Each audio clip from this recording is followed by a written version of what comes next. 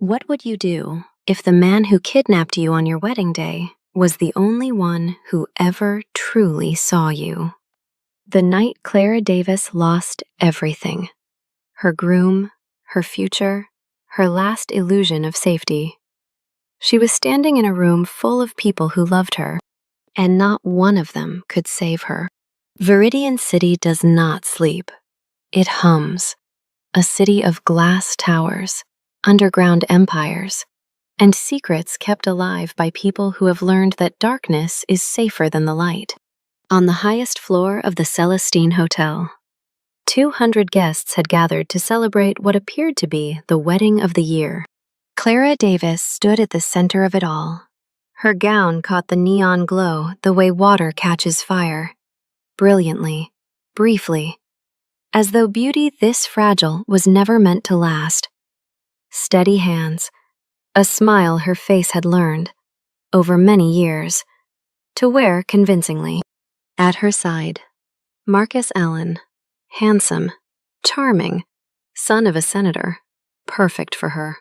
The guests whispered behind their champagne flutes, such a lovely pair. No one could see what lived beneath that white gown. Not joy, not peace, only the quiet, persistent ache of a woman who had spent her entire life being chosen for things, and never once choosing for herself. Her father had approved the match. Her stepmother, the composed and unreadable Mrs. Vance, had arranged the venue. Everyone agreed this was right. Clara slid the ring toward Marcus's finger, and somewhere in the back of the ballroom, a shadow moved. What no one at that wedding knew was that Clara had kept one small, private ritual since the age of 14. Every morning, before the world could ask anything of her, she would sit alone at the kitchen window with a cup of tea gone cold and read one page from whatever book her mother had left behind. Her mother, who died when Clara was 9, whose face she could no longer fully picture, only the warmth of her hands and the smell of old paper. A foolish, tender little habit, the kind that keeps a lonely person tethered to the belief that love, once given, does not entirely disappear. She had done it that very morning, her wedding morning. She had chosen a page at random, and the line her eyes landed on, almost like a warning she hadn't understood, read, "Some doors, once opened, cannot be closed again." She smiled softly, closed the book, and went to become a bride. She had no idea what kind of door was already swinging open. The lights died at exactly 8:47 p.m.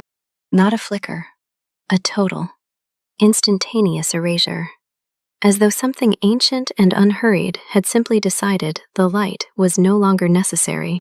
Then he stepped out of the dark. He looked no older than 30, jet black hair, pale skin that absorbed the neon glow bleeding through the floor-to-ceiling windows rather than reflecting it, dark glasses that did nothing to hide the absolute stillness of a man who had not been startled by anything in a very long time. 200 people fell silent. Clara's breath stopped, because she knew that face. She had seen it across the breakfast table. She had heard that voice ask, politely, whether she had finished with the newspaper. She had lived beside this man for 4 years, believing, as everyone believed, that he was simply Mrs. Vance's quiet, private son. His gaze did not move to the crowd, not to the trembling officiant, not to the senator's son frozen at the altar, only to her. And when he spoke, his voice was low and absolute, the voice of something that has waited 3 centuries and will not wait a single moment more. "Clara Davis, tonight, you become mine." The window shattered. His arm closed around her waist, cold as marble, unyielding as fate. And then the floor was gone, the ceiling was gone, the wedding was gone, and she was rising into the Viridian City night as a single drop of her blood fell slowly through the neon air, glowing with a soft light that neither of them yet understood. She had no idea that everything was about to change. He kidnapped her, but something in her blood made him stop. What is she carrying that even the Vampire King cannot resist? If the man who took you turned out to be the only one who never lied to your face, would you stay, or would you run anyway? Tell me in 3 words. She woke up to silence. Not the comfortable silence of a Sunday morning, or the hushed quiet of a library. This was the silence of a place that had never known warmth. A silence so complete, it pressed against her chest like a held breath. Clara opened her eyes. The room was vast and dark, furnished in deep charcoal and aged wood, vaulted ceilings that vanished into shadow overhead. Tall, arched windows lined one wall, each sealed behind heavy black curtains. A single oil lamp burned on the nightstand, casting amber tremors across the stone floor. She was still in her wedding gown. The ring, Marcus's ring, was gone from her finger. She sat up sharply, and the memories crashed back. The ballroom, the darkness, the cold arm around her waist, the shattering glass. Him, Ethan. She forced herself to think clearly, the way her father had always taught her. Name what you know. Work with what's real. What she knew. She was inside a mansion somewhere in Viridian City. She had no phone, no shoes, and a torn hem on a ruined gown. What was real? The man she had called her stepbrother for 4 years was the Vampire King, and he had brought her here on purpose. She tried the door. It opened. That frightened her more than a lock would have. The hallway beyond was cathedral quiet, lined with dark portraits and iron sconces burning low. Clara moved carefully, cataloging every door, every turn, every possible exit. And then she rounded a corner and stopped. Ethan stood at the far end of the corridor, his back to her, hands clasped behind him, facing a window covered from the outside so that not even the city's glow could reach him. Simply standing in the dark. The way people stand when they have been alone long enough that stillness no longer bothers them. Without turning, he said, "The kitchen is to your left. Mrs. Vance made tea." Clara stared at the back of his head. Not a threat, not an explanation. Tea. "I want to go home," she said. Her voice came out steadier than she expected. A pause. Then, quietly, "I know." He still didn't turn around, as though he didn't trust himself to look at her. She turned left. She went to the kitchen. She drank the tea. The days that followed settled into a strange, suspended rhythm. Ethan did not lock her doors. He did not forbid her from walking the corridors or the enclosed garden in the East Wing, where pale flowers bloomed without sunlight beneath glass panels. He never explained himself, never justified what he had done, never delivered the villain's speech she had half braced for. He was simply present, quietly, infuriatingly present. By day, he kept his distance, appearing at mealtimes with the same composed courtesy she remembered from her father's house, answering questions in short sentences, asking nothing in return. By night, he disappeared entirely. Clara told herself this arrangement was temporary. She was gathering information, learning the layout, waiting for her moment. She was not growing accustomed to the sound of his footsteps in the hall. She was not finding the mansion's stillness, in some inexplicable way, more peaceful than her own home had ever been. She was not. The crack appeared on the 5th day, from something small, as cracks usually do. She found him in the library at dusk, sitting in the chair closest to an unlit fireplace, holding something in his hands. He hadn't heard her approach. For perhaps 30 seconds, she stood in the doorway and watched. He was holding a photograph. Small, slightly curled at the edges. In it, a woman with dark eyes and a wide, unguarded smile, holding a small boy on her knee. A boy who couldn't have been older than 4, laughing at something outside the frame. That pure, unself-conscious laugh that only very young children and very safe people produce. Ethan's thumb moved across the photograph. Just once. She stepped back before he could sense her. But the image stayed with her the rest of the night, quiet and insistent, like something she hadn't meant to learn. On the 7th morning, she found a small box outside her door. Inside, a necklace, a single dark pendant on a fine silver chain, shaped like a droplet, deep red at the center, like preserved amber wrapped around something luminous. No note. Mrs. Vance appeared at the end of the corridor, watching Clara turn the pendant over in her fingers. "He made that himself," she said, "a long time ago. It was intended to be a tool of revenge. Then he finished it, and couldn't bring himself to use it." Before Clara could press further, Mrs. Vance moved quietly away. That night, Clara put the necklace on, telling herself it was strategic, a way to lower his guard. She kept telling herself that right up until she fell asleep. Then the dreams began.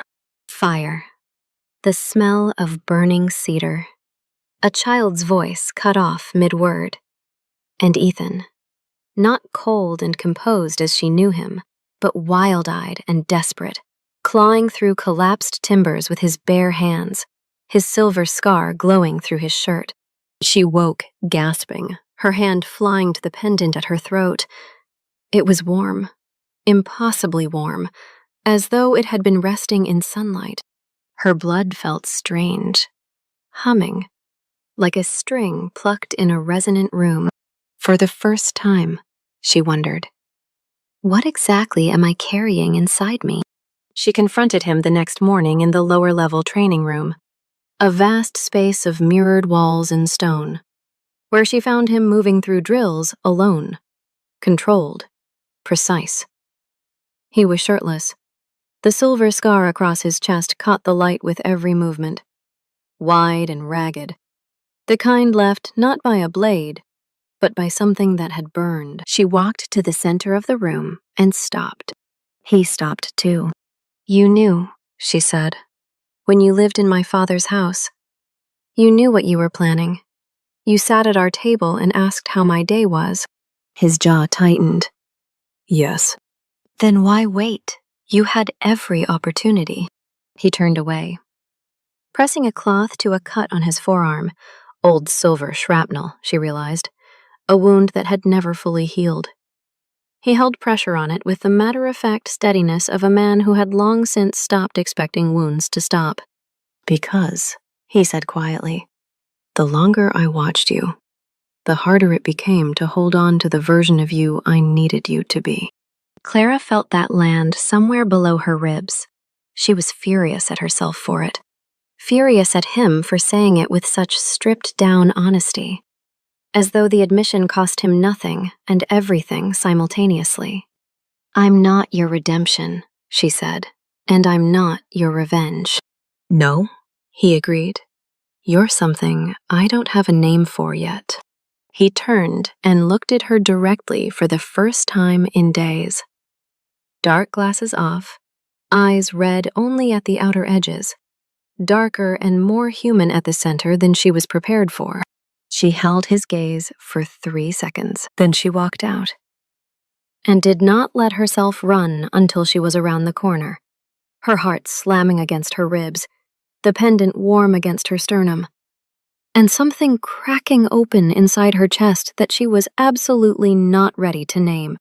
The blood bond had its own agenda. That night, she dreamed of a woman's face and a little boy's laugh and the sound a family makes when it ceases to exist. Not with a crash, with a silence so abrupt it rearranges every quiet moment that comes after. She pressed her palm flat against her chest and tried to decide what to do with that understanding. Then her phone lit up on the nightstand. Mrs. Vance had returned it 2 days earlier, quietly, without explanation. A message from Marcus.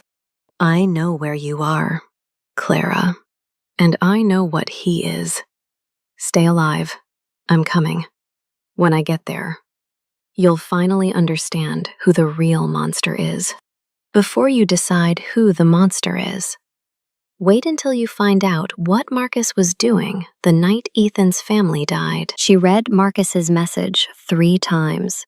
Each time, the words rearranged themselves into something different. A threat, then a warning, then something that felt like a script someone had rehearsed. Stay alive. I'm coming for you. The phrasing of a rescuer, the cadence of a man who had been waiting for exactly this moment. She set the phone face down and lay in the dark, listening to her own pulse. Something was wrong with that message. She couldn't name it precisely, but the confidence of, I know where you are, the deliberate weight of, you'll finally understand. These were not the words of a frightened fiancé. They were the words of someone running a plan. She said nothing to Ethan. The next morning, he was already gone when she came down to the kitchen. Mrs. Vance stood at the window, watching the garden with the stillness of a woman accustomed to carrying weight without letting it alter her posture. He had business, she said. He'll be back before dark. What kind of business? Mrs. Vance turned, and this time she didn't deflect. She set down her cup, folded her hands, and sat across from Clara with the unhurried manner of someone who has decided, after a long time, that the truth has finally earned its moment. The kind that started long before you were born, she said, and the kind you deserve to understand. Richard Davis had not acted alone. Mrs. Vance delivered this gently, the way a doctor delivers difficult news, not cruelly, but with the full weight of its consequence already present in her voice. 5 years ago, the raid on the Eternal Night Syndicate had been coordinated at the highest levels of the Hunter Guild. Clara's father had led the operation. Yes, but he had not conceived it. He had not chosen the night, the method, or the target. He had been handed orders signed by Senator Allen and told the compound housed a violent extremist cell threatening the city. He had believed them. Your father is proud and sometimes blind in the way powerful men can be, Mrs. Vance said carefully. But he is not a man who would have walked into a family home knowing what was inside. What was inside? Clara asked. A pause. A woman named Lyra, 31 years old. She had spent 2 years trying to broker a peace agreement between the syndicate and the guild, writing letters, requesting meetings, being turned away. She believed peace was possible. She kept believing it right up until the night the raid came. And the boy, Clara said softly, 4 years old. His name was Leo. The kitchen was very quiet. Clara's hand had moved to the pendant at her throat, fingers wrapped around it, the way she used to hold her mother's book. As though an object could absorb what her hands didn't know what to do with. Lyra had been building toward peace. Leo had been 4 years old, and her father, her steady, principled father, had been the instrument of their deaths. Aimed and fired by a man with something far more strategic in mind. She thought of the photograph in the library, Ethan's thumb moving once across it. She thought of his restraint. 4 years in her father's house, every morning, every meal, every ordinary evening, and understood for the first time what that had actually required of him. Not just patience, not just discipline, the deliberate, daily choice to hold back a grief that had been sharpened by 5 years into something capable of destroying everything it touched. It wasn't absolution, She wasn't ready to call it that, but it was the beginning of something. The slow, uncomfortable work of understanding that hatred. When fed long enough on real injustice, stops being a flaw and starts being the only response that makes sense. He didn't come back before dark. By 9 o'clock, the mansion had shifted into a quality of silence she hadn't felt before. Not the settled quiet of the past 2 weeks, but something with a hollow at its center.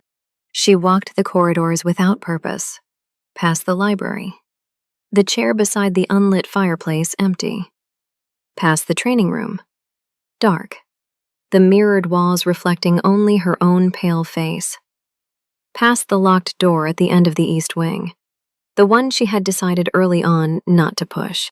She stopped outside it now, pressed her palm flat against the old wood.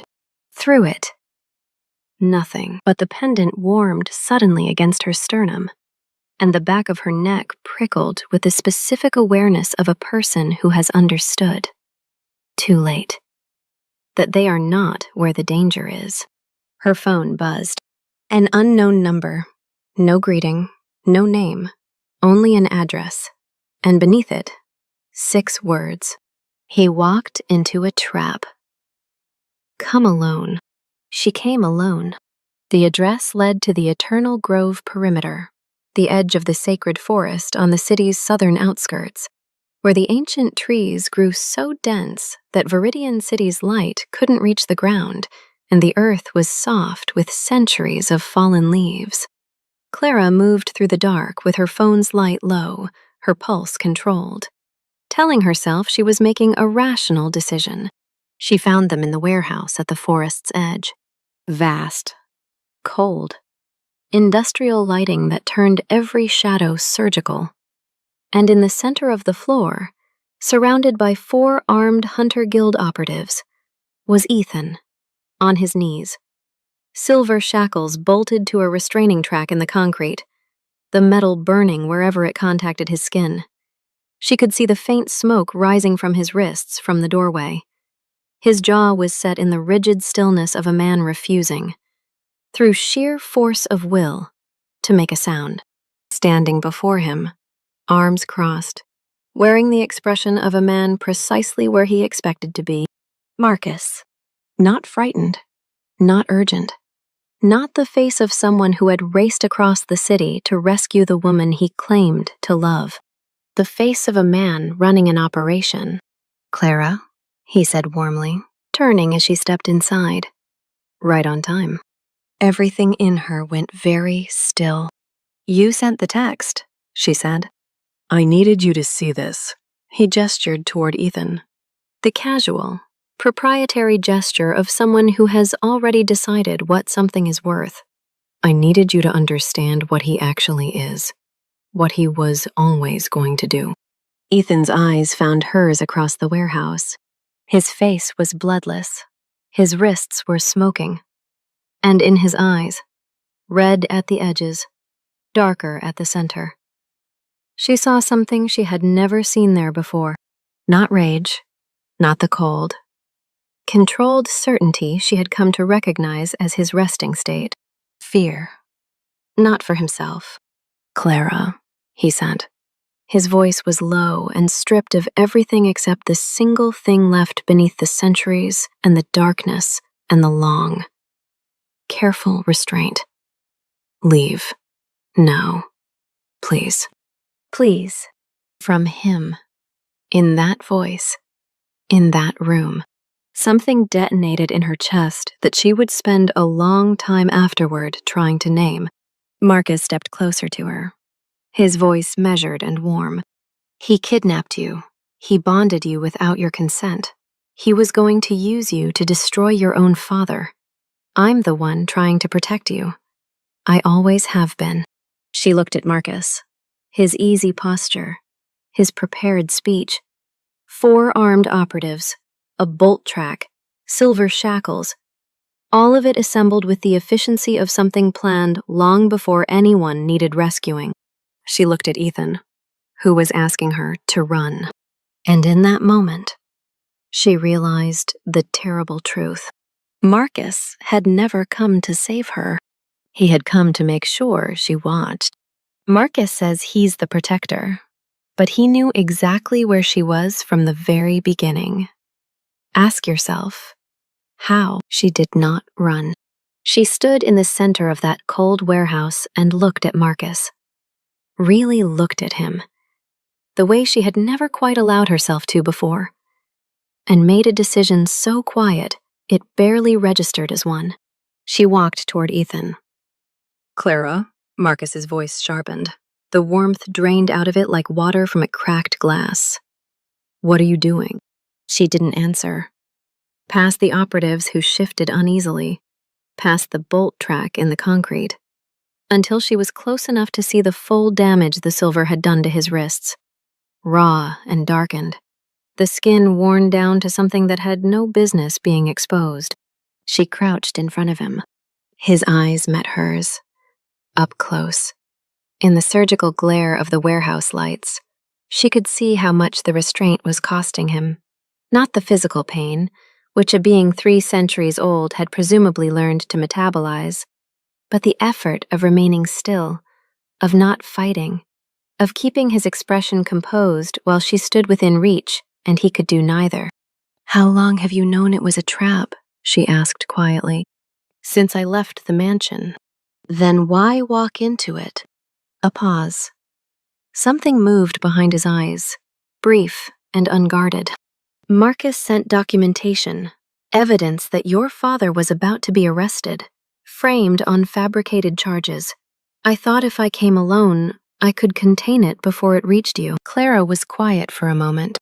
You walked into a silver trap to protect my father, she said.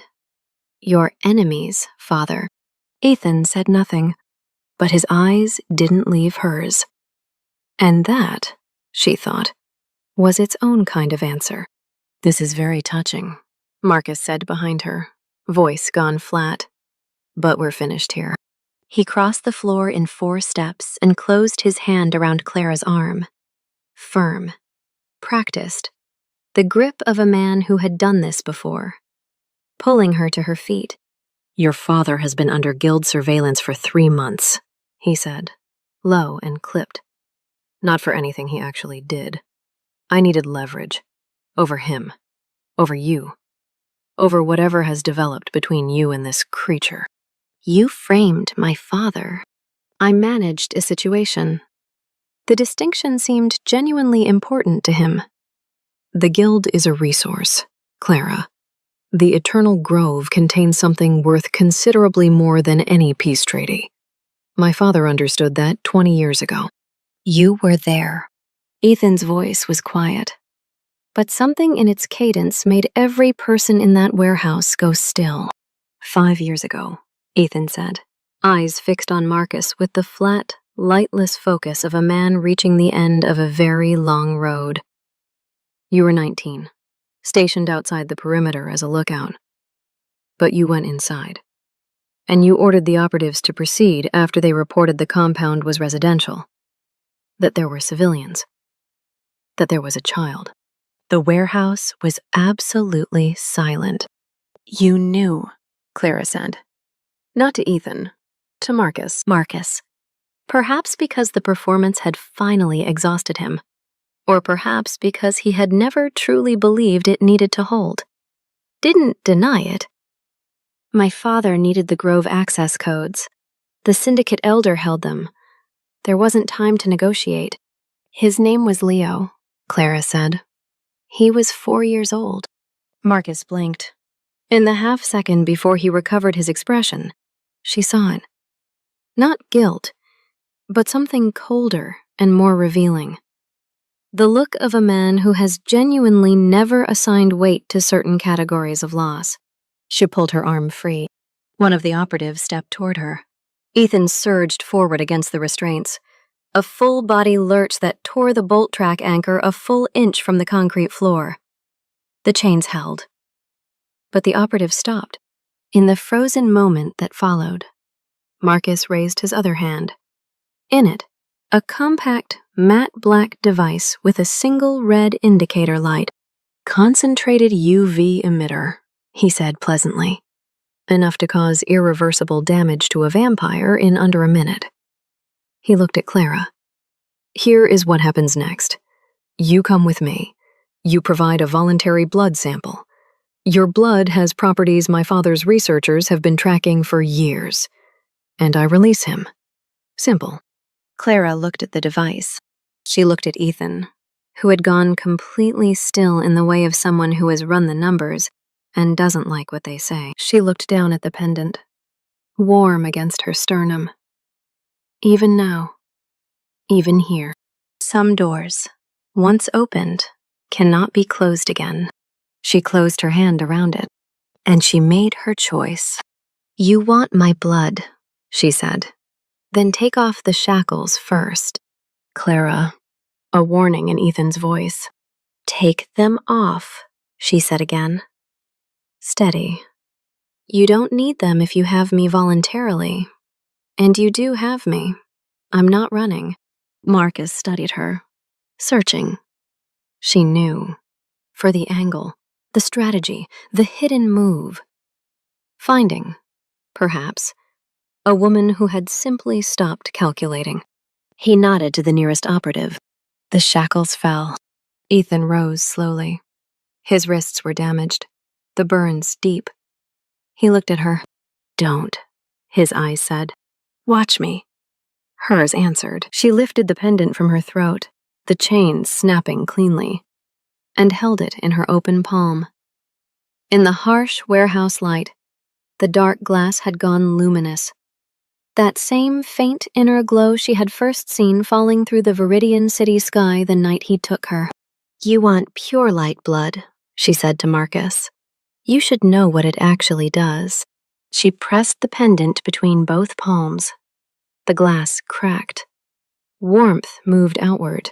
Not heat, but something older than heat. The way sunlight feels not on the skin, but somehow beneath it. The operative stepped back involuntarily. Marcus raised the UV emitter. And Ethan, moving with the speed of 3 centuries of survival, wrists still raw, eyes blazing red, stepped directly in front of her. Not beside her. Not behind her. In front. You want to use that, he said to Marcus, his voice stripped and absolute. Aim it at me. The light from Clara's hands reached his skin, and where it touched the burns at his wrists, the damaged tissue began, slowly, to close. She felt him draw a sharp breath, felt the exact moment, through the bond humming between them, when he understood what was happening. Not a weapon, not a cure, a choice, offered willingly, the only form in which it had ever been able to work. Clara, he said, barely above a whisper. Just her name, but carrying in it 300 years of accumulated grief and the precise, staggering weight of something a person had surrendered, and then, impossibly, been given back. She looked at him over his shoulder. This ancient, wounded, carefully restrained man who had held his rage like a burning coal for 5 years, and quietly, inexplicably, chosen not to use it on her. I know, she said softly. Marcus fired. The light hit Clara's open hands first, and scattered. Broke apart the way a wave breaks against something it was never designed to move. Marcus stared. Pure light blood doesn't destroy, Clara said. It reveals. And in that cold warehouse, with Ethan standing between her and the thing trying to harm her, and Marcus's carefully constructed world finally, completely coming apart. For the first time in longer than she could remember, she knew exactly what she had to do. She just scattered a weapon with her bare hands. But the harder question is whether she can do what comes next. Face her father with the truth. He stepped in front of her, knowing it would hurt him. Not because she asked, not because it was planned, just because. Is that what 300 years of living looks like? When it finally becomes worth it? Tell me what you think. The light did not fade, so much as settle. It moved outward from Clara's hands in slow, even rings, the way a stone dropped in still water travels, without urgency, without violence. And where it touched the warehouse walls, the shadows peeled back. Where it reached the operatives, they lowered their weapons one by one, with the particular bewildered expression of men who have suddenly and inconveniently remembered something they believed before they were paid not to. Marcus did not lower the emitter, but his hand had begun to shake. "This isn't possible," he said. And for the first time since Clara had known him, through 2 years of courtship, 1 almost wedding, and every carefully assembled performance in between, his voice carried something unscripted, not guilt, not quite fear. The look of a man watching the story he built about himself begin to unravel at its seams. "It's entirely possible," Clara said quietly. "You simply never considered that some things can't be taken." The emitter hit the floor. What followed happened quickly. Ethan's hand at her back, steady and warm. Warm for the first time. As Hunter Guild reinforcements arrived through the warehouse doors. Not Marcus's operatives, her father's division. Mrs. Vance, it emerged, had made a phone call approximately 2 hours earlier. The arrests were not dramatic. No final speech, no last stand. Just 2 men, Marcus and the senator, collected separately, led out into the gray pre-dawn air as the slow machinery of consequence began to turn. Clara watched them go. Then she sat down on the concrete floor, her back against the wall, the cracked pendant in both hands, and simply breathed. Ethan sat beside her, not close enough to presume, not distant either. The careful distance of a man still learning that not assuming and not wanting are different things, and that one of them no longer applies. For a while, neither spoke. The warehouse settled around them. Dawn was arriving somewhere beyond the walls. She could feel it in the way the shadows along the floor were softening from black to gray. Somewhere outside. The eternal grove was already in full morning light. "You walked into a trap to protect my father," she said finally. "He's safe," Ethan said. Mrs. Vance had the fabricated surveillance files removed before midnight. "Nothing will hold." She nodded. "You could have told me. You had enough to carry." She turned the broken pendant over in her fingers. The cracked glass, the residue of warmth still caught inside it. She thought of finding it outside her door, of Mrs. Vance's quiet explanation. He finished it and couldn't bring himself to use it. "What was it supposed to be?" she asked. Before a long pause. "A binding tool," he said. "I made it to complete the revenge. To ensure your family could never endanger anyone I cared about again." He was quiet for a moment. And then I held it. And I kept finding reasons to wait. Week after week. "Because of me," she said. "Because every time I watched you, at the window with your tea, with your mother's book, it became harder to hold on to the version of you I needed for the plan to make sense." She looked at the pendant. He looked at the floor. "I'm sorry," he said. And in 3 centuries, she suspected, those words had not come easily or often.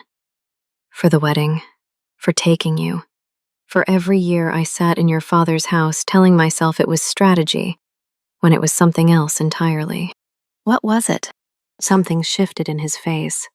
That brief, unguarded thing she had been cataloging for weeks, now fully surfaced and staying.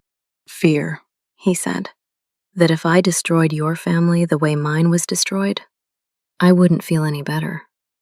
I would only be more alone." She reached over and took his hand. His wrists had closed. The burns healed, but she could feel the history of the damage in the way he went briefly, completely still at her touch, the stillness of someone receiving something they had quietly stopped expecting. She held his hand in both of hers, not as a declaration, not as a resolution, simply as an acknowledgement that some things need to be held while they find their shape. "Leo," she said softly, "tell me about him." Ethan's throat moved. For a moment, she thought 3 centuries of controlled silence might be too deep to uproot here, in a warehouse at dawn. And that was all right. She wasn't asking him to be healed, only to be known. Then, quietly, he began. Small things. The way Leo carried rocks in his pockets because he couldn't bear to leave interesting ones behind. The way Lyra had read to him in 2 languages, alternating sentences, so he fell asleep to the sound of both worlds coexisting. The way he laughed, at things that weren't funny to anyone else, because the world was still, to him, reliably delightful. Clara sat in the slowly brightening warehouse and listened. She did not offer comfort through words, because some losses don't want to be comforted. They want, simply, to be witnessed. When he finished, neither of them spoke for a while. Then he turned his hand over in hers and held on. Richard Davis arrived just after sunrise. He was older than Clara sometimes let herself notice, more gray in his hair, his posture carrying the weight of a man still setting down something heavy.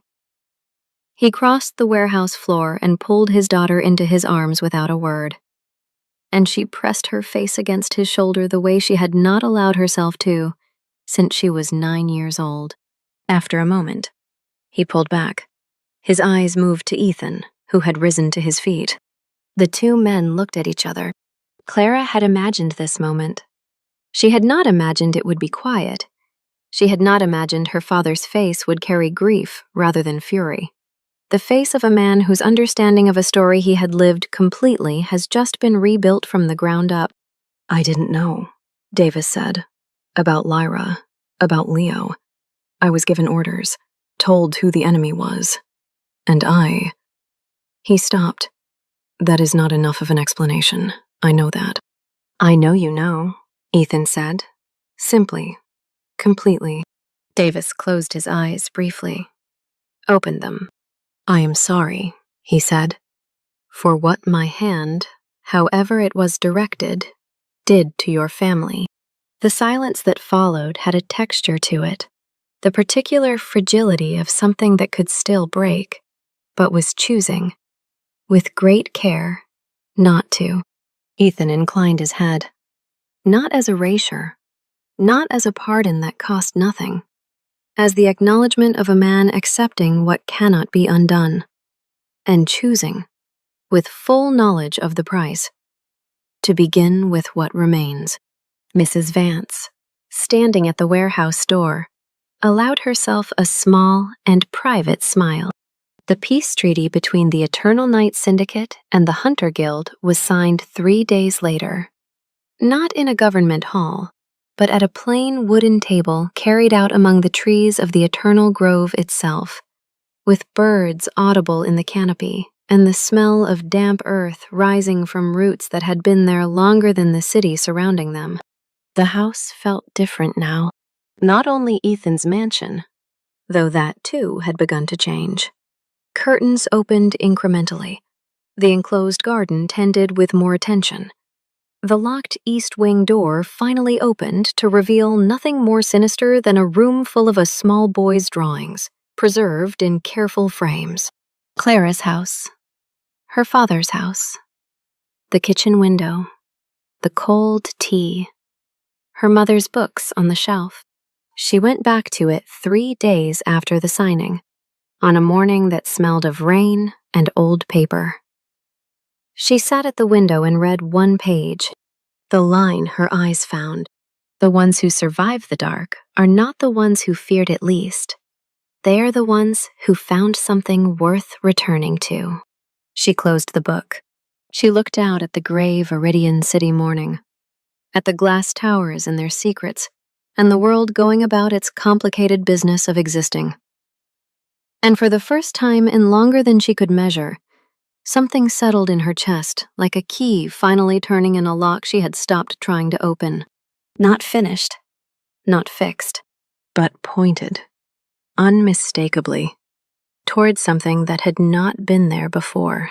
One door closed. But watch what Ethan does next. The last choice he makes will be the one nobody saw coming. 3 weeks after the treaty was signed, she helped him hang the last of Leo's drawings. They had found 47 of them in the East Wing. Crayon on paper. A 4-year-old's complete and confident cosmology. Houses with enormous chimneys. Dogs the size of horses. A recurring figure with jet-black scribbled hair that Clara chose not to comment on. Because some things don't need to be named to be understood. They had framed 30 of them. The rest sat loosely on a low shelf. Not archived, not finished. Available. The way things are arranged by people who expect to keep returning to them. Ethan held the last frame to the wall, while Clara marked the anchor point. They had developed a rhythm for this kind of work, the particular, unspoken choreography of two people who have learned each other's habits without meaning to. She stepped back and looked at the wall. He would have liked this room, she said. Ethan studied the drawings for a long moment. He would have repainted all of them by next week. He always wanted to improve on the last version he'd made. Clara laughed, quietly, genuinely. And the sound moved through the East Wing room the way light moves through a window opened for the first time in years. On the morning of the first anniversary of the peace treaty, Clara woke early and went to the kitchen. She made tea she would let go cold. She took her mother's book from the shelf beside the window. It had made the journey here 3 months ago. In a canvas bag with her coffee mug and her reading glasses, and the few other objects that follow a person through their life like quiet anchors. She chose a page at random and read one line. To be loved after great loss is not a miracle. It is simply what love does, when it is allowed to. She sat with that for a moment. Outside.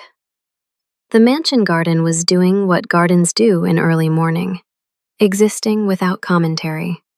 Pale flowers open beneath the glass panels, the first gray light beginning to arrive. She heard his footsteps in the corridor, unhurried.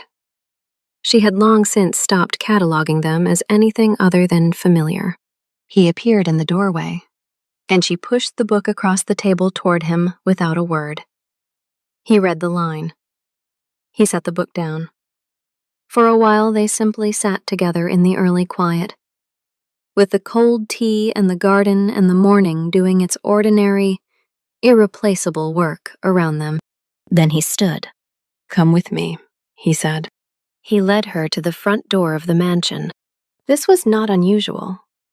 What was unusual was that the door stood fully open. Late autumn sunlight falling in a wide, clean rectangle across the stone floor. And Ethan was standing at its edge, in the way a person stands at the boundary of a significant thing. Aware of what it costs, choosing it anyway. Clara came to stand beside him. She didn't take his hand. She didn't offer reassurance. She had learned, slowly, and with some difficulty, because reassurance had been her primary survival tool for most of her life, that some moments don't need tending.